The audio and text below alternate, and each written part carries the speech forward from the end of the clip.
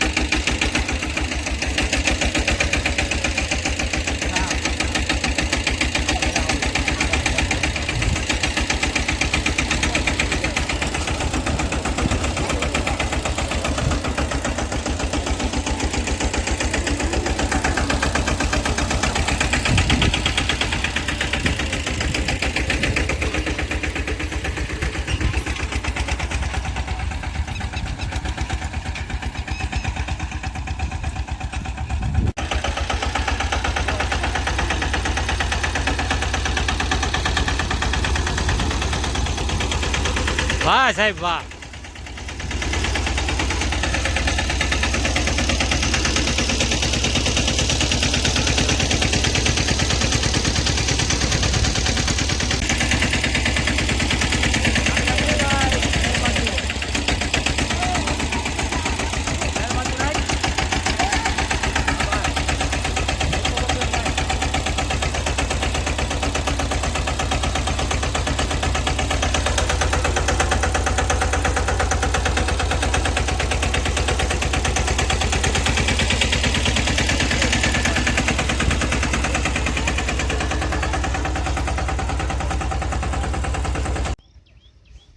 આજે આપણે જો આ કયો પાક વાવ્યો છે, કેટલાને ખબર છે?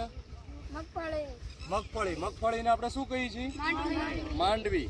હવે આ માંડવી છે એમાં જો હવે ફૂલ બેસે, જોયું? ધીમે ધીમે ધીમે આ જમીન છે એની અંદર મગફળીનો પાક બેસે અને સરસ મજાના આમાં નાની નાની માંડવી આવે અને અંદાજિત 90 દિવસ પછી એ માંડવી પાકે અને પછી ખેડૂત છે એ આ એક એક માંડવીના છોડવા ઉપાડી અને એમાંથી માંડવી છૂટી પાડે. માંડવીમાંથી શું શું બને?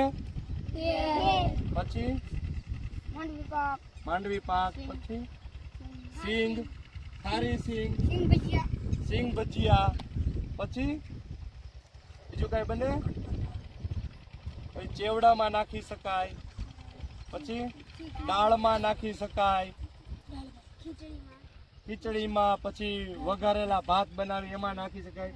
તો આના અઢળક ફાયદા છે અને આ બધું આપણને એટલે મળે છે કારણ કે આ ખેડૂત લોકો આપણી માટે ખેતી કરે છે. તો આપણે આ જમીનને બચાવવાના પ્રયત્નો કરવાના કારણ કે આપણને મળે છે તો આમાંથી. તો આ જમીનમાં આપણે જેટલું ઓછું ઝેર નાખશું એટલે કે દવા છાંટશું એટલી આ જમીન સારી રહેશે. તો બને એટલું આપણે શું કરવાનું કે ઓર્ગેનિક ખેતી તરફ આગળ વધવાનું.